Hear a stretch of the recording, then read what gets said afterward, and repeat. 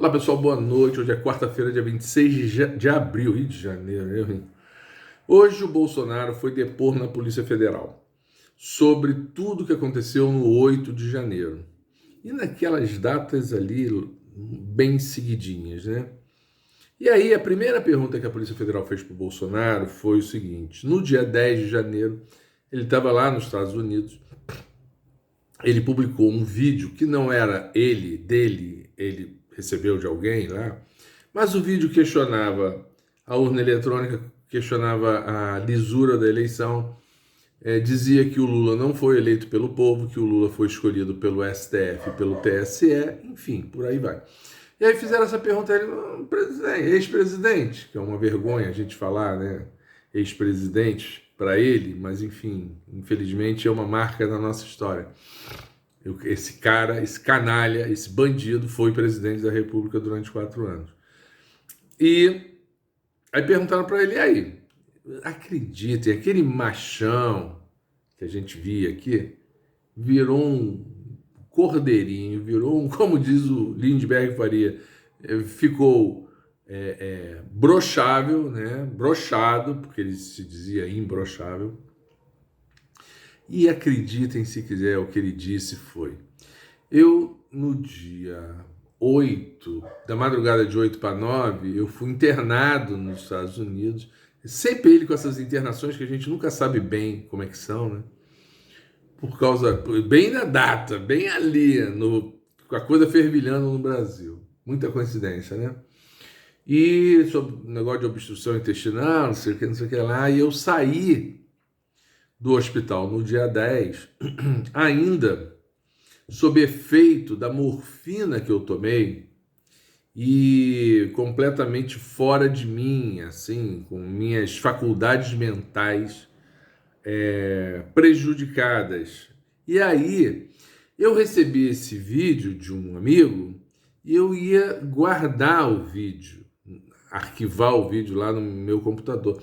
Só que aí me confundi com aquela confusão mental que eu estava, e aí ao invés de guardar eu publiquei.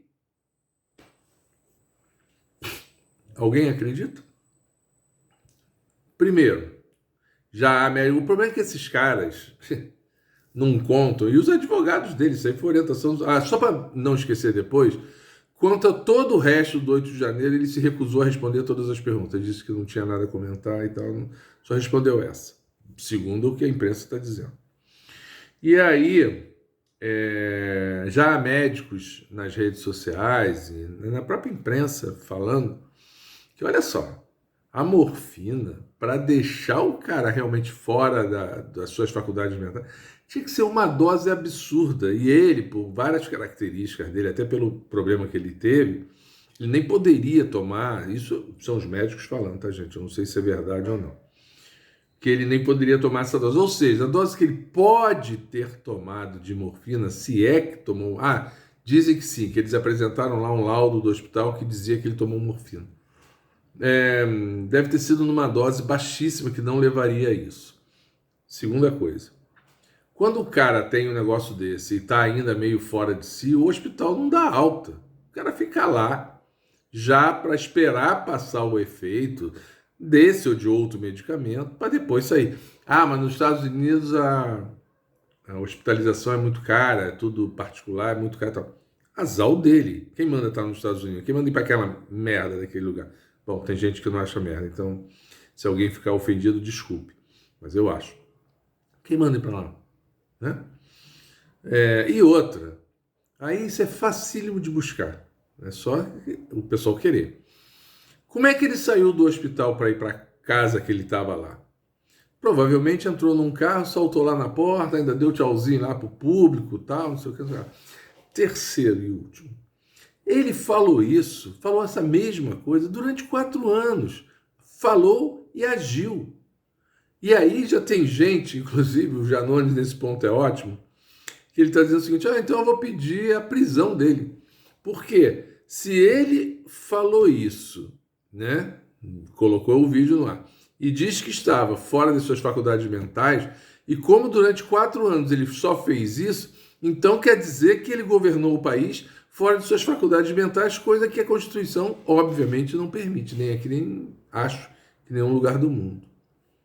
Então, assim, não para em pé a história, como sempre, mentira, mentira, mentira, é sempre muita mentira.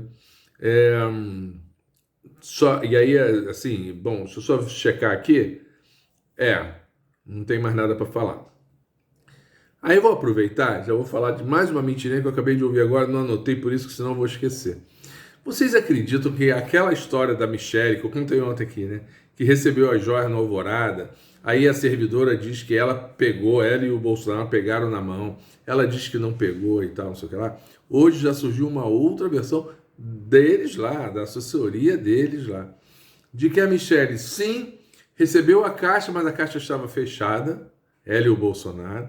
E aí eles largaram na pia da cozinha, ficou 3 dias na cozinha e eles não sabiam nem o que estava dentro. E aí a área administrativa do palácio mandou lá para o Piquet, sei lá para onde que mandou, para PQP. Acredita? Dá para acreditar? Como eu estava vendo agora na televisão. É tão comum isso, né? Você receber um presente fechado, do lado de fora tem o timbre do fabricante das joias, né? Que assim... um fabricante conhecido de joias, aí você recebe aquilo, não tem a menor curiosidade de abrir, bota na cozinha, fica 3 dias, quer dizer, com todo respeito, se bobear, as cozinheiras e os empregados que transitaram ali na cozinha, eles, se bobear, eles abriram, viram e fecharam. Ai, meu Deus do céu. E tem gente que acredita e segue esses canalhas. O Anderson Torres, aí vem outra coisa também que também cheira mal. O Anderson Torres está na prisão. Eu já falei aqui, diz que está mal, diz que não vê os filhos, as filhas, porque podem até visitar, mas parece que ele não quer que elas o vejam naquela situação e tal. Lembrando, ele não está num presídio, na Papuda, nada disso. Ele está lá na Secretaria de Segurança, como o Lula ficou preso na Polícia Federal. Numa sala específica, ele sozinho na sala, enfim e tal, não sei o que. E aí, a defesa dele pediu mais um habeas corpus, que já foram sucessivamente negados, dizendo que ele está muito mal, apresentaram um laudo lá de uma psiquiatra, dizendo que ele está muito mal, que ele está muito deprimido, que ele chora todo dia e que ele corre o risco de se suicidar. E aí que por isso o Estado brasileiro não pode, claro, nem ele, nem nenhum preso, né? Vamos colocar as coisas no devido lugar. O Estado brasileiro é responsável, não pode deixar o cara se suicidar lá dentro, nem ser morto, e etc. e tal. Gente, olha só. Deixa eu só rememorar aqui. A gente vai ter que rememorar essas coisas. Porque com o Lula, realmente, o nível foi outro, né?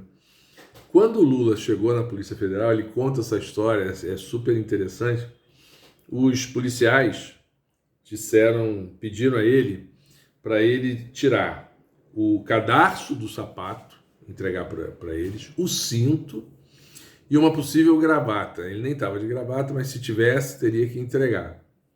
E aí o Lula, óbvio, inteligente, entendeu, falou assim, não, fiquem tranquilos que eu não vou me suicidar, não. Não, mas olha só, mas nós somos responsáveis pelo senhor aqui, só tem que entregar isso tudo. E ele entregou. É simples, eu imagino que o Anderson Torres já não esteja com nada disso lá na sala em que ele está preso. E é isso, e aí na sala é tudo, enfim, de cimento, de tijolo, sei lá, enfim, não tem papo nenhum de que vai se suicidar, é só tomar cuidado, óbvio, sim, o cara está muito abalado, pode ser que seja verdade, tomar cuidado e não dar nenhuma oportunidade dele se suicidar. O problema é que podem querer suicidar ele, né? Estão entendendo, né? O cara sabe muito, tal, sei lá, então assim, máfia é máfia. Aí, né, o cara se suicida com uma facada nas costas, essas coisas, né? Enfim. Mas é isso, vai ser julgado esse habeas corpus.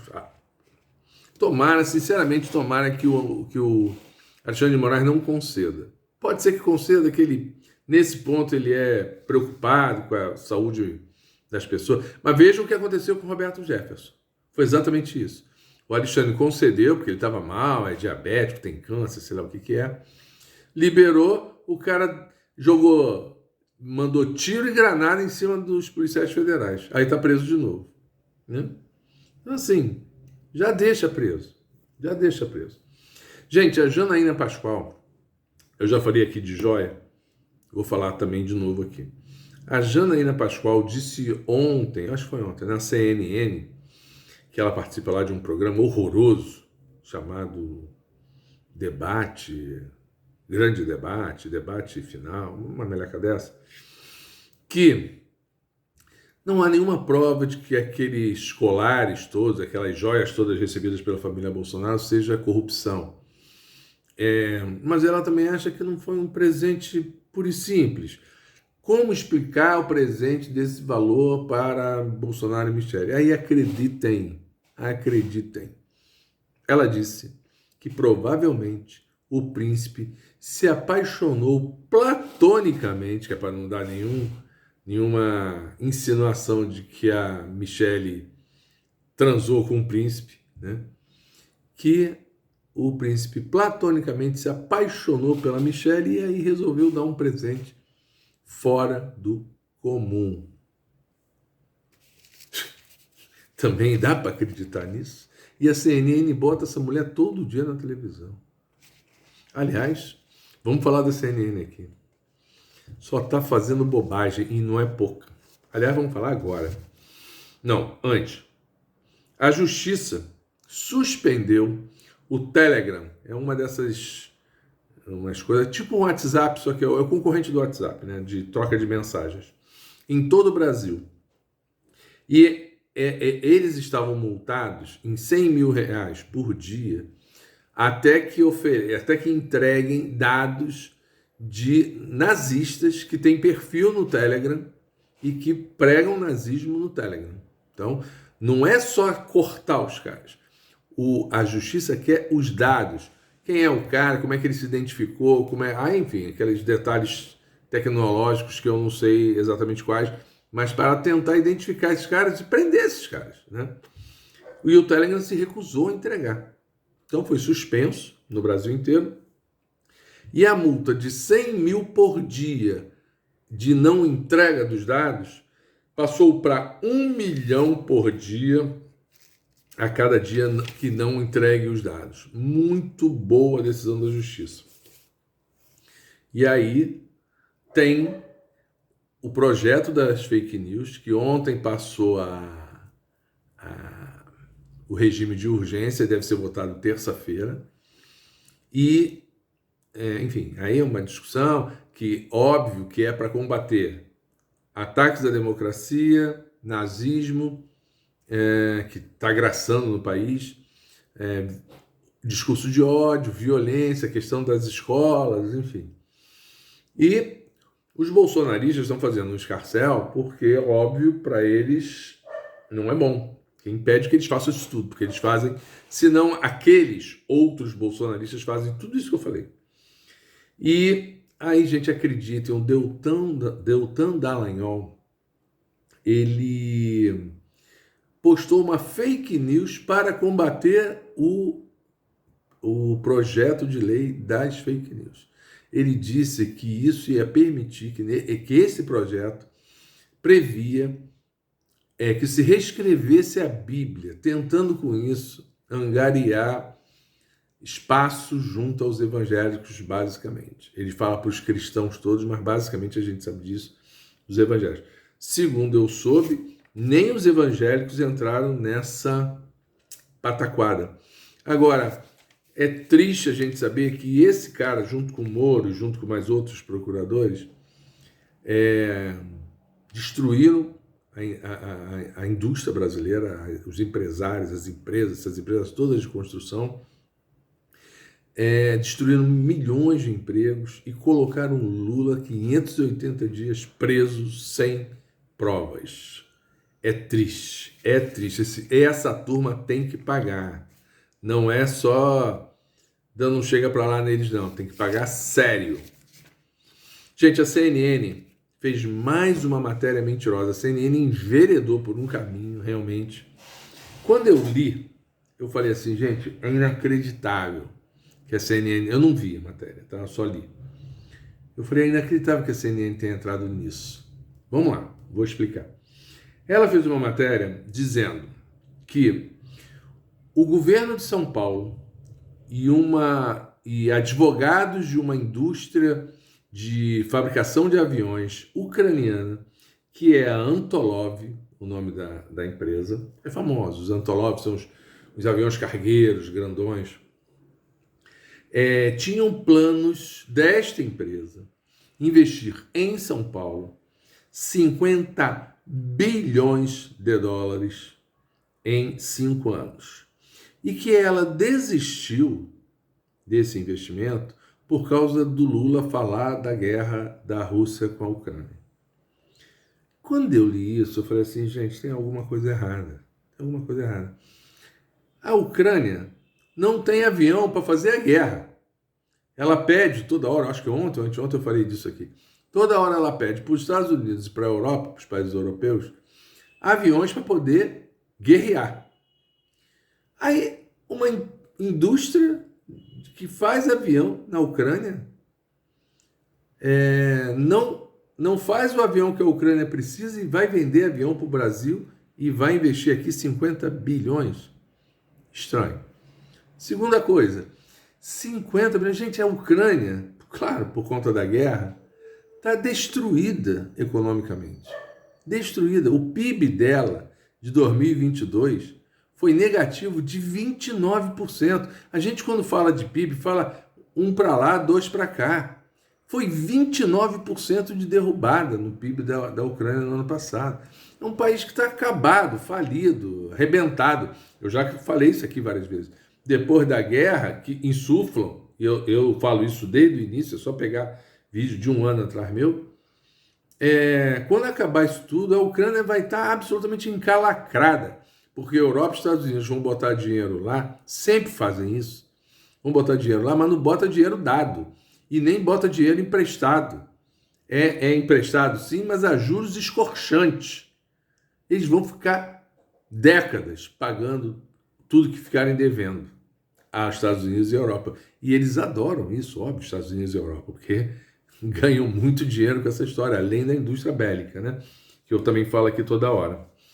Pois bem, falei assim, gente, outra coisa, o PIB total, tudo que a Ucrânia tem, é 200 bi-dólares.